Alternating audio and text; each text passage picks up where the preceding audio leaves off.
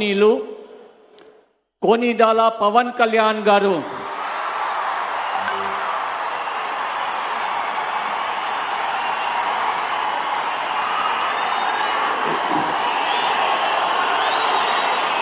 నేను కొనిదల పవన్ కళ్యాణ్ అనే నేను శాసనం ద్వారా నిర్మితమైన భారత రాజ్యాంగం పట్ల నిజమైన విశ్వాసం విధేయత చూపుతానని, భారతదేశ సార్వభౌమాధికారాన్ని సమగ్రతని కాపాడుతానని, ఆంధ్రప్రదేశ్ రాష్ట్ర మంత్రిగా నా కర్తవ్యాలను శ్రద్ధతో అంతఃకరణ శుద్ధితో నిర్వహిస్తానని, భయం గాని